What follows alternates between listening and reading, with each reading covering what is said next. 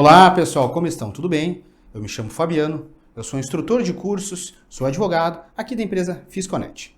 E o que eu quero trazer para vocês, pessoal? Eu quero dar continuidade àquilo que eu prometi para vocês, que seriam 3 aulas gratuitas sobre obrigações acessórias. Isso que eu ofereço para vocês faz parte do nosso curso extensivo em departamento pessoal, que é aquele curso que eu fiz a apresentação para vocês, aonde nós estamos aí comercializando, e esse curso ele contempla as obrigações em geral de uma empresa, ali a admissão do trabalhador, a rescisão, o registro do trabalhador, o ponto do trabalhador, férias do trabalhador, direitos trabalhistas, férias coletivas, 13º, trataremos ali também sobre obrigações acessórias, que são o E-Social, a FDRINF, a DCTF-Web. Temos também ali um módulo onde nós temos ali um planejamento tributário do produtor rural. Temos a parte de cálculos trabalhistas. Então é um curso super completo. E como eu havia prometido para vocês, eu iria disponibilizar 3 aulas gratuitas. Nessas 3 aulas eu falarei de obrigações acessórias. Já tivemos uma aula onde eu falei sobre o E-Social. E agora, para a nossa segunda aula, nosso segundo encontro, eu vou falar sobre a EFD-RINF, onde é aquela obrigação acessória que contempla eventos que vão alimentar a DCTF-Web. Existem alguns eventos dessa EFD-RINF que são bastante interessantes e importantes, pessoal, tá? Que devem ser observados, até porque a sua inobservância pode repercutir em multas administrativas aplicadas pela Receita Federal. Então, muita cautela e muita atenção aí naquilo que eu vou falar, tá? Para tanto, o que eu selecionei, pessoal? Eu selecionei a retenção previdenciária na nota fiscal de serviço, que é uma matéria recorrente ali nas rotinas das empresas em geral. Por quê? Porque isso tem tudo a ver com terceirização, aonde uma empresa, ela naturalmente precisa da mão de obra de prestadores de serviço, ali para substituir a atividade fim ou atividade de meio da sua mão de obra. Então, por exemplo, se eu sou um condomínio, que ainda que não seja uma empresa, ele é equiparado à empresa para fins de obrigações previdenciárias. Quando ele contrata um serviço de portaria, por exemplo, o que é bastante comum, ou também um serviço de manutenção, um serviço de jardinagem, um serviço de entrega, um serviço de manutenção, um serviço de construção civil, entre tantos outros que podem ocorrer, existe a prestação de serviço de uma pessoa jurídica para outra pessoa jurídica, e nessa relação existe a emissão da nota fiscal. E o legislador, lá a partir da Lei 97/11 de 98, tá? Ele traz um mecanismo que é a retenção previdenciária na nota fiscal de serviço. Tá? Isso está lá previsto na Lei 8212 de 91, alterada pela lei que eu mencionei para vocês, e está lá no artigo 31 dessa Lei 8212 de 91, que é a Lei de Custeio da Previdência Social, que lá fica as disposições de como é paga a Previdência Social no nosso país. Tá? Então, pessoal, o que ocorre? A nossa situação é uma empresa. Pode ser um condomínio, pode ser um banco, pode ser qualquer uma empresa em geral, tá? E essa empresa, ela contrata uma outra empresa para te prestar serviço, entre esses que eu falei para vocês, ou outros ainda. E ao emitir a nota fiscal de serviço, tá? Onde haverá ali essa emissão de nota fiscal, a descrição do serviço prestado, essa mão de obra que vai ser acompanhada daquilo que foi cobrado. Essas pessoas, esses trabalhadores, vão fazer esse serviço, vão prestar esse serviço, e existe uma obrigação. Essa obrigação é a colocação da empresa tomadora de serviço na condição de subrogada. O que isso quer dizer? É transferida a obrigação para quem está tomando o serviço para recolhimento da contribuição previdenciária. Então, a pessoa que presta serviço para outra empresa, essa empresa, ela tem a obrigação, o tomador, eu digo, de fazer o quê? Quando receber essa nota fiscal, ele vai fazer um desconto de INSS. Então, ele vai descontar dessa nota fiscal 11%. Tá?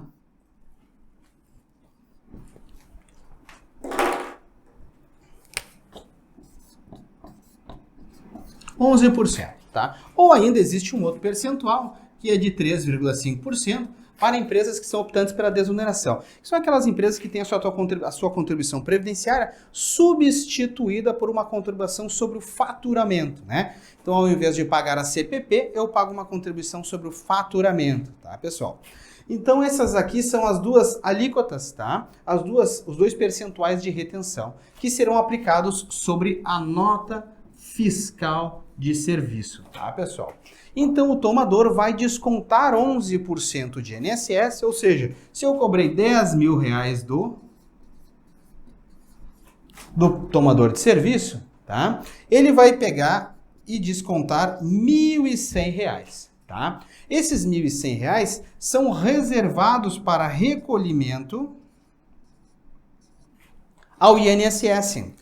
Então, o INSS receberá esse valor aqui, pessoal. Então, isso nada mais é do que uma cobrança de INSS antecipada. Porque quando eu entrego essa mão de obra, o tomador se responsabiliza em descontar esses 11% de INSS e recolher esse valor para a Previdência Social. Isso é motivado por manter aqui uma segurança jurídica entre a empresa prestadora e a tomadora. Em que sentido? Em tentar afastar a responsabilidade solidária. O que é a responsabilidade solidária? Aonde, por exemplo, nós temos duas empresas, A e B. Tá? A empresa A, por exemplo, é a prestadora.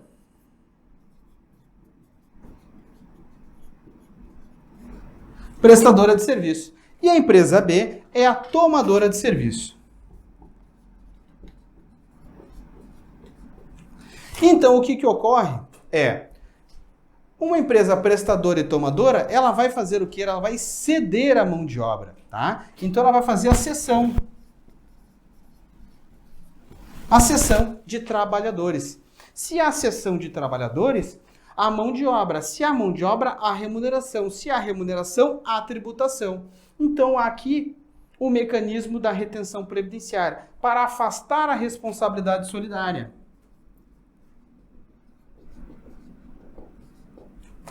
E o que seria essa responsabilidade solidária? Imaginem aqui que nós temos trabalhadores e esses trabalhadores aqui, eles por um motivo ou por outro, eles se depararam com uma situação onde a empresa onde eles são empregados, eles são registrados, ela está descumprindo as suas obrigações contratuais, não está recolhendo o fundo de garantia, não está recolhendo previdência social, não está pagando os salários.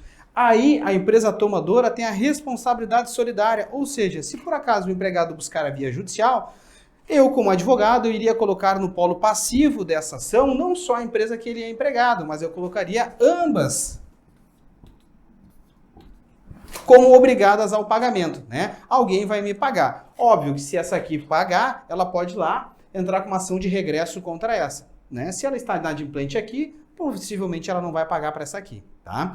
Então, para que isso seja minimizado, o legislador criou esse mecanismo aqui, onde a retenção previdenciária tenta afastar a responsabilidade solidária, aonde ele, como tomador, de antemão recolhe a previdência social. Então, eu não vou oportunizar aquela pessoa prestadora de serviço a não recolher a previdência social. Tá? Então, essencialmente, retenção previdenciária é isso que eu estou explicando aqui para vocês. Tá?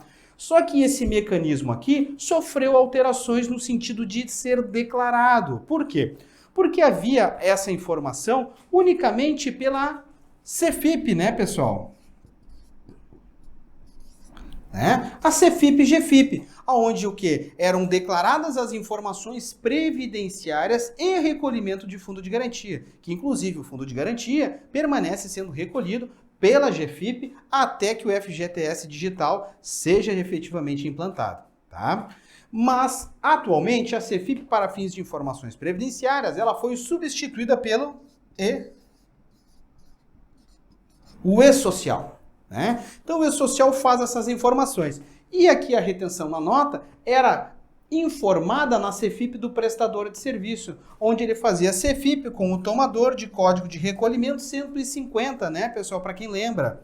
Então aqui eu informava lá a retenção previdenciária, a Lei 9711 de 98, informava o valor retido, isso era mandado essa informação para a Receita Federal, que por sua vez, ao processar a CEFIP aqui, a gente percebia que havia uma dedução, havia um abatimento dessa contribuição previdenciária. Então ela deduzia das contribuições previdenciárias, tá? E ela diminuía a tua guia para pagar, zerava a tua guia para pagar, ou ainda até poderia te resultar em um saldo, que aí tu podia pedir a restituição, tá? Então esse era o procedimento aqui geral que nós tínhamos para aplicar.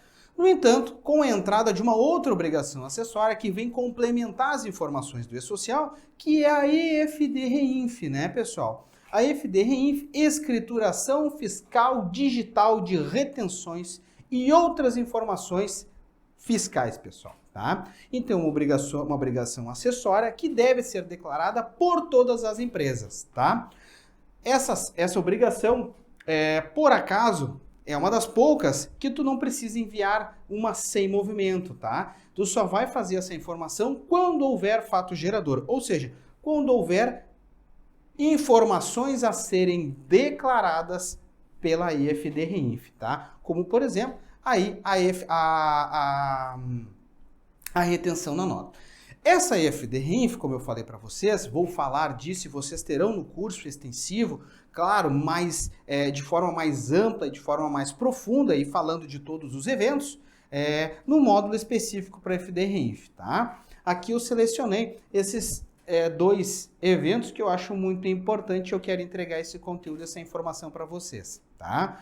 E nessa EFD-REINF, atualmente, o que é declarado? Débitos, né, pessoal? Débitos que são referentes à retenção na nota. Então, quem é que declara um débito? O tomador. Quem toma serviço informa que tem um valor para pagar. Por quê? Porque ele reteu dessa empresa prestadora. Temos também a comercialização da produção rural de pessoa jurídica, né? Onde um produtor rural PJ, vende a sua produção rural, seja ela de origem animal ou vegetal, e ele faz essa informação para a Receita Federal e faz lá a informação do quanto ele deve recolher a título de fundo rural, que no caso de produtor rural pessoa jurídica é 2,05%, tá? Temos também nessa EFD-REINF informações a título de patrocínio a clubes de futebol.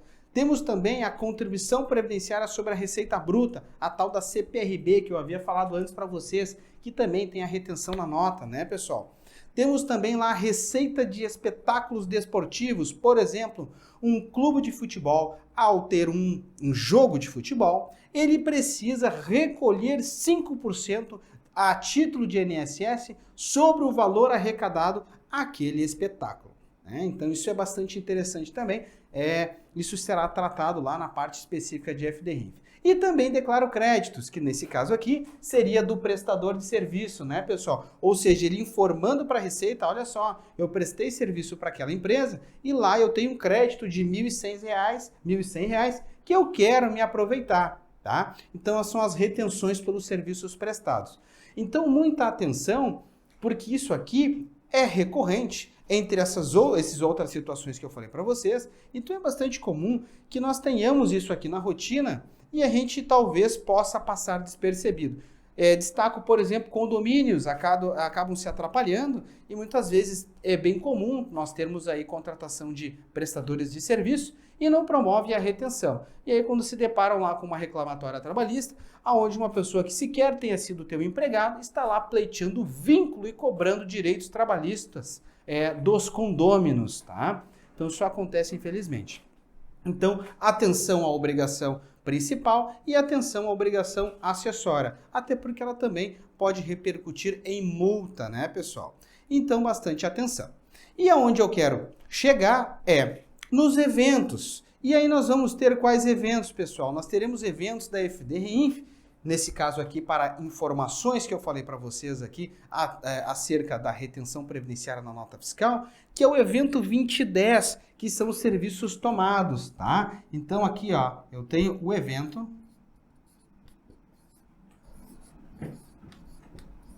2010 da EFD-REINF, aonde são os serviços tomados, né? O que é tomado? Contratados, tá? Existe uma instrução normativa, a Instrução Normativa 2110, do ano de 2022, publicada há pouco tempo agora, que revoga uma outra instrução normativa, que era a 971 de 2009. A título de retenção previdenciária, ela mantém praticamente a mesma redação sobre o tema, e lá, por exemplo, temos a disposição de quais são os serviços que estão sujeitos à retenção. Então, a retenção previdenciária na nota fiscal de serviço, ela não é para todo o serviço, mas ela é para muitos serviços, tá? Então, existe um rol, esse rol ele é exaustivo, então só há retenção previdenciária se o serviço estiver previsto na legislação. E eu poderia elencar para vocês construção civil, tá? Serviços de limpeza, serviços de vigilância, serviços de montagem, transporte de passageiros, são muitos serviços que devem ser declarados. Então isso é absolutamente comum e recorrente na rotina das empresas, tá? Então é muito importante eu esclarecer isso para que vocês reconheçam a necessidade de fazer a informação quando vocês contratarem uma empresa prestadora de serviço. Então vocês vão ter que consultar ali a legislação para entender se há ou não a obrigação de informar. E aí, pessoal, ao informar isso aqui na FD-REINF, tá? Você informa lá que promoveu uma retenção. Eu contratei e aquela pessoa me cobrou, emitiu uma nota e eu descontei o INSS dessa nota. E informei aqui, ó, para a Receita Federal que eu tenho um débito de R$ 1.100. Tá? E complementando o que eu falei para vocês, aonde eu falarei sobre E-Social, FD-RINF, DCTF-Web, eu fecho o guarda-chuva sobre o assunto e faço com que vocês tenham uma ideia, né, geral sobre o assunto, de como deve ser aí interpretadas as informações para a Receita Federal, como é que é o fluxo de informações, né? Então, a FD-REINF e o E-Social, eles alimentam a DCTF-Web, que será objeto da minha próxima aula, onde eu vou falar também um pouquinho sobre o assunto, tá? Então, esse evento aqui, ele me manda para a minha DCTF-Web um débito, que também recebeu créditos e débitos que tenham sido declarados no meu E-Social. Lá, essa DCTF-Web vai fazer o quê? O cruzamento de créditos e débitos, vai consolidar essas informações e, por sua vez, vai gerar o DARF de recolhimento. Então, antes, essa retenção era recolhida numa GPS 2631, tá? E aí, o tomador não fazia qualquer tipo de informação. O que ele deveria fazer é reter e recolher, né? E apresentar lá, entregar para o prestador de serviço cópia dos comprovantes que ele tenha feito a retenção, tá? Então ele fazia lá o recolhimento no código 2631 da GPS, que não é mais para ser feito, né, pessoal? Por quê? Porque ele gera um débito e vai sair um DARF. Mas esse DARF não é avulso. Esse é o DARF que sai da DCTF-Web, que está lá junto com todas as demais contribuições previdenciárias da empresa, ou eventuais créditos, como, por exemplo, um salário maternidade, o salário família, tá? Então, ele vai gerar um débito. E, por sua vez, tá? Mas não menos importante, nós temos também a informação do prestador de serviço, aonde ele vai informar aí um crédito, ó. Então ele vai informar um crédito, ele vai dizer, olha só, a Receita Federal, eu prestei serviço para um banco, emiti uma nota fiscal de serviço de vigilância, que está previsto lá na legislação, e eles fizeram lá sobre o valor que eu cobrei de R$ 10.000, 1.100 de retenção, e eu estou informando que eu tenho um crédito. Isso aqui, ó, que seria o evento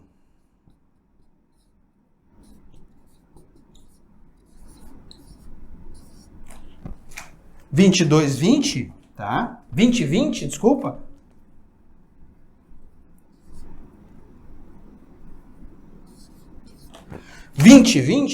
Vai lá informar a minha DCTF-Web com um crédito, né? E aí a DCTF-Web do prestador vai apurar os débitos declarados no E-Social e eventuais créditos, vai cruzá-los, vai consolidá-los, vai ver o quanto te sobra e vai emitir o DARF de recolhimento. Lá no teu DARF haverá essa composição dos teus débitos e cada um deles estará lá discriminado com o código respectivo identificador dele lá do ladinho, tá? Então vai aparecer, ó, esse valor decorre de débito lá de nota fiscal de serviço e assim por diante, tá? Nos manuais a gente vê esses códigos, o manual da DCTF Web, por exemplo, a gente vê lá os códigos, tá?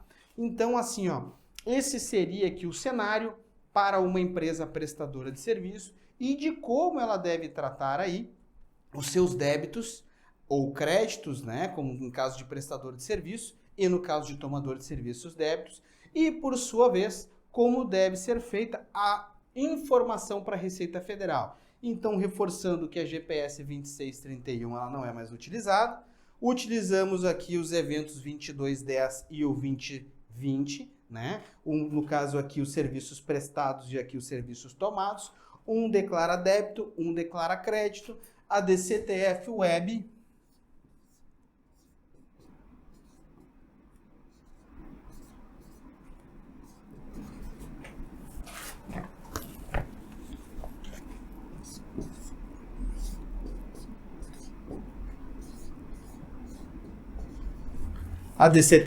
por sua vez, recepciona isso aí, né? E aí ela gera o DARF. Ok? Inclusive lá tem relatórios na DCTF Web que tu pode lá selecionar, né? Por CNPJ de empresa, prestador, né? Então isso aí tu pode comprovar para o teu prestador de serviço. Então, pessoal, esse é o cenário, tá? Imagino que vocês tenham aí entendido, espero que sim, como funciona o fluxo de informações, né, ressaltando que há uma mudança de acordo com o cronograma da FDRINF, lembrando que a FDRINF ainda não contempla informações de outros impostos, como imposto de renda, entre outros, tá? Mantendo apenas as informações previdenciárias nesse momento. Então, muito importante e oportuno esclarecer isso aqui para vocês, e espero que vocês tenham entendido. Espero vocês também na nossa próxima aula, e espero também que vocês adquiram o nosso curso, que ele realmente é um curso completo, que vai aí qualificá-los para o mercado de trabalho. Um abraço a todos, pessoal. Até a próxima aula.